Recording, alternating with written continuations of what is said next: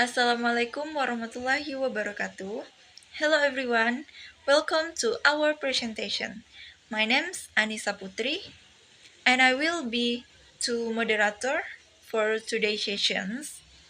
I really glad to have you here, and I hope you enjoy our presentation. Okay, our presentation topic today about principle of language assessment, validity, reliability, practicality, authenticity, and washback. And first of all, I want to show you our member group. For the first speaker, as Anissa Pratiwi, NPM 9, and the second speakers by me, Anissa Putri, NPM 21, and the third speaker by Givi Restika Hernanda, NPM 38. Okay, first material about principle of language assessment, validity, and reliability will be explained by Anissa Pratiwi. So Anissa, time is yours. Thank you for opportunity from moderator. Let me introduce myself. My name is Anissa Pratiwi. I will explain principle of language assessment. Language assessment is a fundamental part of language teaching and learning. A well-constructed assessment should be guided by 5 essential principles: validity, reliability, practicality, authenticity, and prospect. Each of these principles ensure that the assessment provides accurate, consistent, meaningful, and useful information about learner language ability. Next. Validity. Validity refers to the extent to which a test measures what it is intended to measure. A test is valid if the interpretation and decision made based on the result are accurate and appropriate for the intended purpose. According to Brown 2004, validity is the degree to which a test measures what it claims to measure. It's not the test itself that is valid or invalid, but rather the interpretation of its result. Types of validity include: point 1. Content validity. Whether the content of the test represents the target skill and knowledge. Point 2. Contract validity. Whether the test truly measures the underlying language ability or construct it claims to access. Point 3.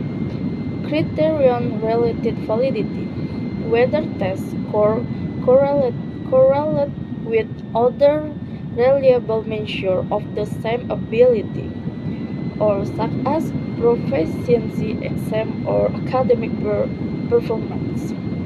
For example, if a test claims to assess listening comprehension, it should involve text like understanding spoke text, identifying main idea, and interpreting tone, not just reading sentence. Next. Next, reliability. Reliability refers to the consistency of the result. A reliable test produces stable and consistent results over time and across different radar or testing conditions. As Beckman and Palmer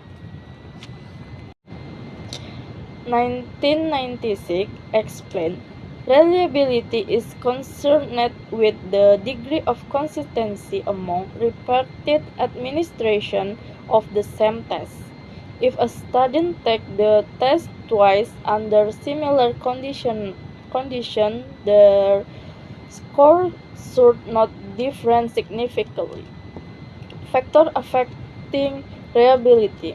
Point 1. Scoring consistency. Do rate give similar score for the same performers? Scoring consistency refers to whether different raters give similar score for the same study performance. If two teachers grade the same essay and give almost identical score, the test is considered reliable. In short, the smaller the difference between rather score, the higher the test reliability. Point 2. The administration. Are the instruction and environment the same for all test takers? The test should be administered under the same conditions for everyone, including instruction, timing, and environment. If test factors vary, the result might not be consistent. For example, if one group takes the test in a quiet room and another in a noisy place, the test result might differ, reducing reliability. Point 3. The test length. Longer tests tend to be more reliable and they provide a broader sample of performance. Longer tests are generally more reliable because they cover more aspects of the skill being measured, making the result more accurate and representative. For example, a writing test with two tasks is more reliable than one with only a single short paragraph. And another example, if two teachers score a studying essay and give similar grade, the test is reliable or inner reliability. That's my explanation. I will return into the moderator. Thank you. Okay, thank you for your clean and informative explanation. And next, I would like to explain uh, our presentation about practicality and authenticity. Okay, the first part, practicality. Practicality refers to the efficiency and feasibility of a test in terms of time, cost, material, and human resource. A test might be valid and reliable, but if it is too expensive or time consuming to administer, it lacks practicality. According to Braun 2004, defines practicality as the extent to which the demand of a test are consistent with the available resources. And for the example, an oral proficiency interview is valid and authentic, but might not be practical for large groups. In contrast, a computer based test might be more practical for large scale testing. Okay, the next part, authenticity.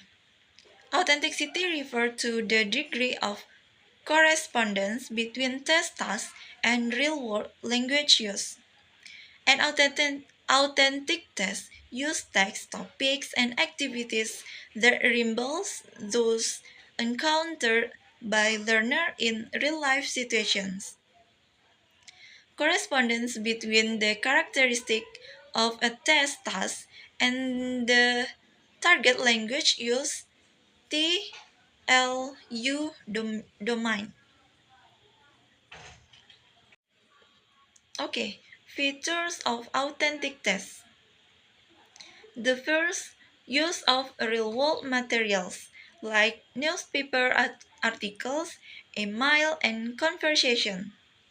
And the second, contextualized tests like writing an email to a college instead of filling blank. And the third, real communicative purpose. Okay, example of authenticity. A listening test that uses an actual radio interview is more authentic than one that uses script artificial dialogues. Okay, that's all explanation from me. And the next, I would like to invite my friends Givi Restika Hernanda to explain next material about washback. To Givi, time is yours. Alright, thank you to moderator for giving me time to continue explain the next material. I'm Givi Restika Henanda as last speaker. I will explain the material about washback. Washback refers to the influence that testing has on teaching and learning. This effect can be positive or negative. Bookhouse 2003 emphasized that Washback can shape classroom behavior and student attitudes towards learning. A positive Washback motivates both teacher and students to focus on communicative competence and real language use, while negative Washback can narrow learning to test-taking strategies.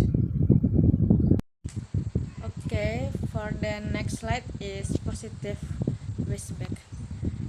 For the first is encourage communicative teaching practices. For the second is promotes balanced skill development. And the last is motivates learners to improve language proficiency.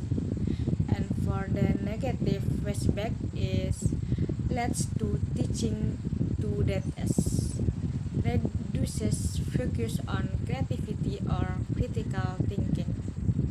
And next, for example, is speaking tests encourage spontaneous communication can promote positive feedback, whereas a grammar heavy multiple choice test might limit meaningful language learning.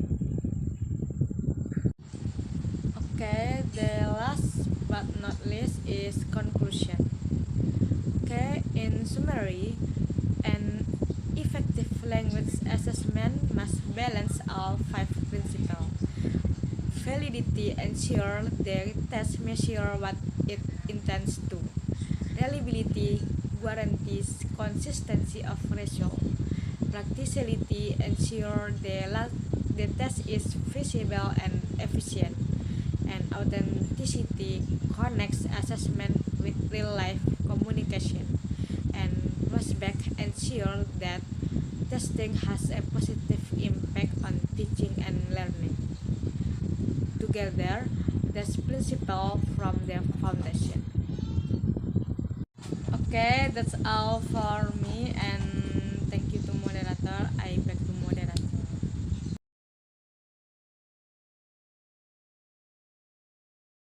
Okay, thank you very much to Givi for your clean and informative explanation. And that's all our presentation from Group 10. If you found many mistakes, please forgive me. Thank you for your attention, and we hope our presentation has been useful and informative. Have a nice day. Bye.